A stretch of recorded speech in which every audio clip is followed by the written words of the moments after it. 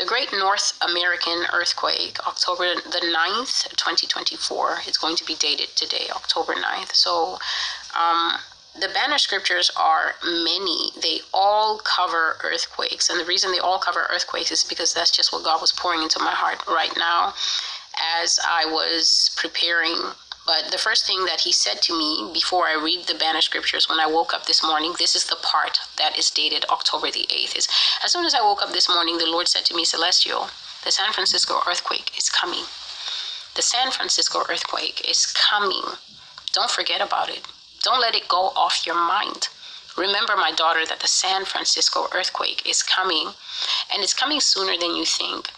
And then I sat down and I put my feet on the ground. And I said, Lord, when is soon? And he didn't give me an answer. But then tonight, he said it to me again. The San Francisco earthquake is closer than you think. The San Francisco earthquake is coming.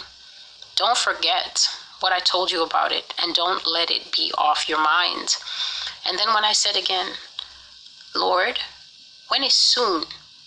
Is it soon in a God way, whereby no one can actually know the time because a day, is like 1,000 years? Is it that kind of soon? Is it your kind of soon, Lord? Or is it our kind of soon, where soon means shortly, short soon means in a limited while from now? And he just said, soon means sooner than you think. So that is that. The San Francisco earthquake is coming, and the San Francisco earthquake is what God is calling here the Great North American Earthquake. So the first verse I will read for us is Luke chapter 21 and 11. There will be great earthquakes, and in various places famines and pestilences, and there will be terrors and great signs from heaven. That's Luke 21 and 11. The next one is Revelation 6 and 12.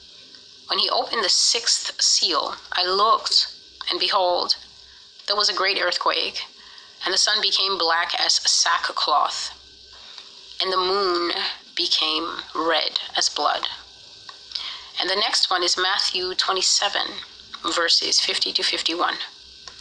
And Jesus cried out again with a loud voice, and yielded up his spirit. Then, behold, the veil of the temple was torn in two from top to bottom, and the earth quaked, and the rocks were split, and the graves were opened, and many bodies of the saints who had fallen asleep were raised, coming out of the graves after his resurrection. They went into the holy city, and they appeared to many.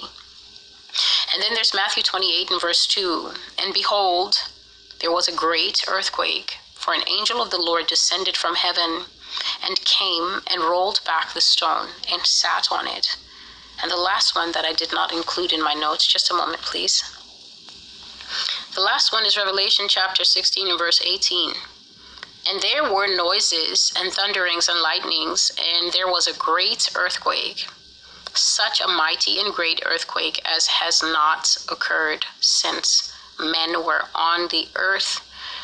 And the great city was divided into three parts, and the cities of the nations fell.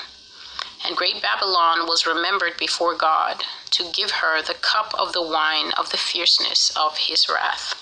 Revelation 16 and verses 18 and 19. And so what Yah was saying, because we are creatures created by God to function at our best in identity. And so we identify as land. We are terrestrial. And so we are here on earth, of the earth. And so when the earth begins to move and the earth begins to misbehave, it is an anomaly. It is a different thing. It is an other. It doesn't belong. And so it's naturally scary for us. Great earthquakes is mentioned as a timepiece, as a markers, along with famines and pestilences. So when you start to see earthquakes, famines, and pestilences bump up, and you can automatically know that we are in the times of the ends. Along with, it says, terrors and great signs in the heavens.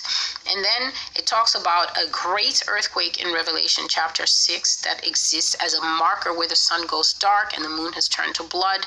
And then again, it mentions two earthquakes tied to the life of Jesus. And both those earthquakes functioned as signs. There was an earthquake when the Lord cried out, "Why have you abandoned me, Lord? Why have you forsaken me?" And then he gave up his life. And the Bible says that the temple veil was torn into, and the entire earth shook so bad that in fact many graves cracked open, and people came back to life and then began to go into the city, this is Jerusalem, and show themselves to many people that they were resurrected at the time that Jesus's life was departing.